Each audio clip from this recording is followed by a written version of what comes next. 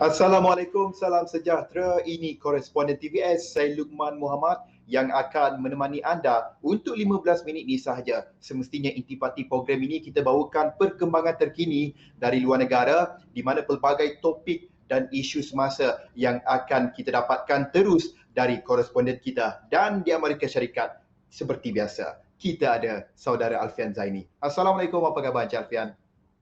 Waalaikumsalam. Alhamdulillah sihat Luqman. Terima kasih. Alhamdulillah. Semoga semuanya baik-baik sahaja. Baik Encik Alfian, kita mulakan topik perbincangan kita untuk episod minggu ini dengan perkabaran baharu yang mana Presiden Amerika Syarikat Joe Biden menuduh China menahan maklumat penting berhubung asal-usul COVID-19. Beliau mendakwa sedemikian selepas komuniti perisikan Amerika Syarikat merumuskan bahawa COVID-19 bukan virus yang dibangunkan sebagai senjata biologi, namun masih berbeza pendapat sama ada virus itu terlepas daripada sebuah makmal. Mungkin Encik Alfian ada butiran yang lebih komprehensif mengenai perkara ini, Encik Alfian. Baik Luqman, Rabu lalu merupakan genap 90 hari sejak Presiden Joe Biden memerintahkan komuniti perisikan untuk menyiasat asal-usul COVID-19 yang mana laporannya mungkin akan disebarkan tidak lama lagi.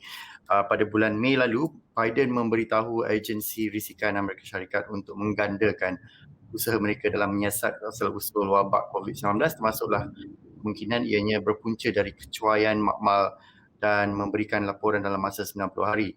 Setelah berbulan-bulan bekerja, Presiden diberikan penerangan mengenai penemuan laporan itu pada Selasa lalu menurut dua pegawai pentadbiran. Agensi-agensi risikan yang terlibat dikatakan masih mempunyai keyakinan yang rendah terhadap kesahihan teori-teori punca COVID-19 baik disebabkan oleh kecuaian makmal ataupun semula jadi, dan mereka masih lagi mempunyai perbezaan pendapat selewat-lewatnya Jumaat yang lalu. Walau bagaimanapun, White House dan pengarah Pusat Perisikan Nasional Avril Haines tetap memberikan jaminan untuk memberikan laporan terperinci dalam masa yang terdekat selepas mendapatkan nasihat perundangan daripada penggubal undang-undang. Menurut sumber laporan awal, setelah hampir 3 bulan meneliti data risikan agensi-agensi risikan, mereka masih lagi berbelah bagi mengenai punca virus COVID-19, iaitu sama ada disebabkan oleh kecuaian makmal atau kejadian semula jadi. Ketidakmampuan mereka untuk mencapai 100% persetujuan ini menunjukkan betapa sukanya penyiasatan ini, Luqman. Tambahan pula, China dikatakan telah menolak sama sekali untuk berkongsi maklumat sejak awal wabak ini tercetus, dan ketidaktelusan ini adalah faktor terbesar dalam merumuskan siasatan ini. Malah pihak kerajaan China masih lagi bertegas bahawa ianya berpunca dari kejadian semula jadi. Awal tahun ini, laporan awal perisikan Amerika Syarikat mendapati terdapat beberapa penyelidik di Institut Virology Wuhan di China telah jatuh sakit pada November 2019 dan telah dimasukkan ke hospital. Ini merupakan maklumat yang menyebabkan tekanan yang lebih hebat dikenakan ke atas Biden untuk meningkatkan usaha penyiasatan ini dengan segera. Sementara risikan Amerika Syarikat ini dirumuskan pasukan pakar yang juga ditugaskan oleh pihak WHO untuk menjalankan siasatan untuk mengeluarkan siasatan telah menyatakan Rabu lalu bahawa peluang untuk menjalankan siasatan dengan lebih perinci semakin tipis tatkala tindak balas imun individu-individu yang terlabit ataupun terlibat di dalam penyiasatan ini semakin hilang dan sebarang bukti biologi dari spesimen-spesimen haiwan yang dikaji semakin pudar. Seterusnya, Encik Alfian, sekurang-kurangnya 103 dilaporkan terbunuh dalam satu serangan bunuh diri di lapangan terbang Kabul pada Khamis, iaitu 26 Ogos. Antara yang terbunuh adalah 13 anggota tentera Amerika Syarikat dan laporan menyatakan militan Daesh adalah dalang serangan. Pertubuhan Bangsa-Bangsa Bersatu PBB mengutuk serangan itu kerana telah mengorbankan puluhan orang. Apakah antara tindakan yang dilakukan PBB setelah melihat ancaman seperti ini, Encik Alfian? Baik Luqman, setakat ini tiada tindakan drastik dari pihak PBB selain daripada mengeluarkan kenyataan mengecam serangan ke atas lapangan terbang antarabangsa Kabul, Afghanistan pada Khamis lalu yang menyaksikan sekurang-kurangnya laporan yang terkini 60 nyawa terkorban termasuk kanak-kanak dan lebih 140 lagi tercedera daripada 2 ledakan bom berani mati. Setiausaha Jeneral PBB Antonio Guterres mengecam tindakan tersebut dan menyatakan sokongan beliau terhadap individu-individu yang cedera dan ahli-ahli keluarga mereka yang terkorban akibat serangan tersebut. Jurucakap PBB dalam satu kenyataan menegaskan bahawa ianya merupakan tanggungjawab pihak berkuasa dari kerajaan de facto Afghanistan yang terkini yang seharusnya menjaga keselamatan pihak awam dan infrastruktur negara.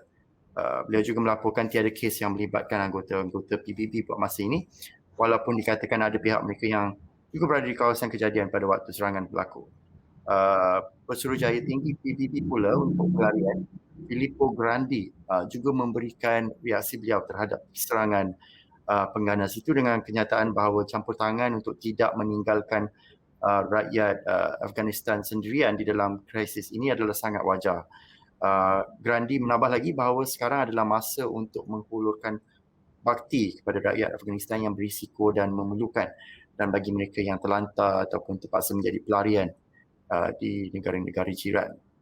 Sementara itu, Presiden Persidangan Agung PBB Volkan Bozkir mengatakan bahawa keganasan, situasi keselamatan yang tidak stabil dan peningkatan jumlah korban awam ini berpotensi untuk menggagalkan proses perdamaian dan keamanan di Afghanistan. Perlindungan orang awam dan hak dan kebebasan rakyat Afghanistan, khususnya wanita dan kanak-kanak, mesti menjadi keutamaan, katanya. Ini adalah syarat yang tidak dapat dipertahankan dari keamanan dan pembangunan inklusif yang mampan. Luqman? Baik, Encik Alfian, koresponden TVS, kita berehat seketika, kembali selepas ini.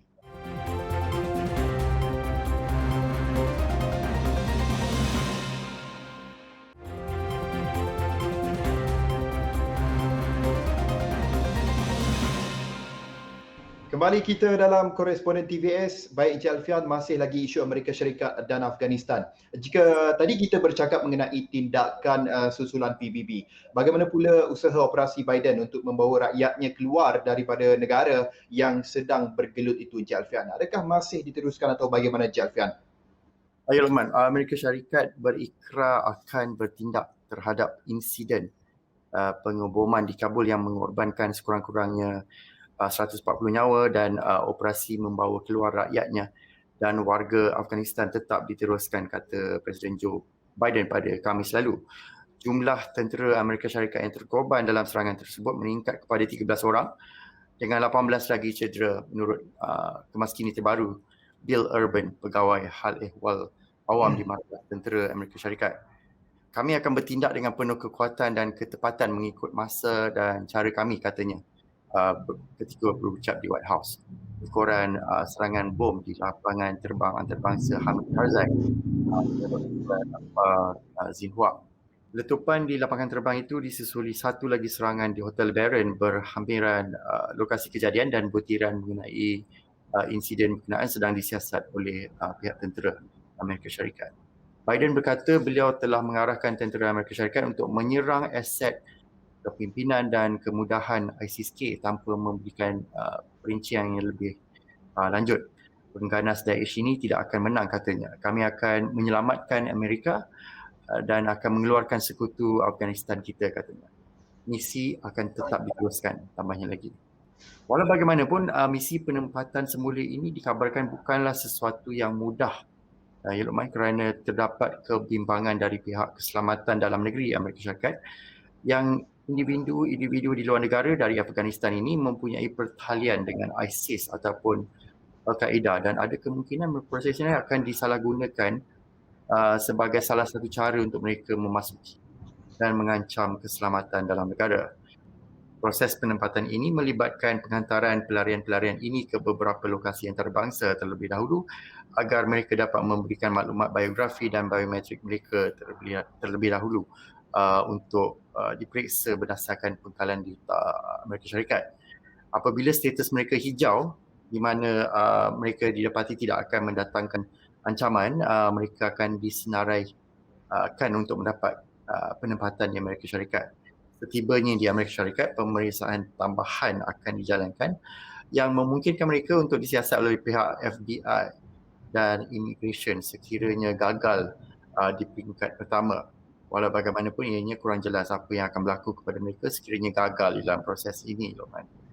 Sementara itu, di Washington DC dilaporkan beberapa badan bukan kerajaan terdiri daripada veteran-veteran ketenteraan, bekas-bekas tentera naib duta Afghanistan sendiri, bekas-bekas kontraktor ketenteraan dan pihak-pihak swasta sedang bertungkus lumus untuk menggembilingkan sumber kewangan dalam usaha membantu koordinasi mempercepatkan untuk mengeluarkan pelarian-pelarian tersebut, termasuklah rakyat Amerika Syarikat yang masih lagi berada di Afghanistan dengan mendapatkan sewaan khas kapal terbang untuk menerbangkan mereka keluar.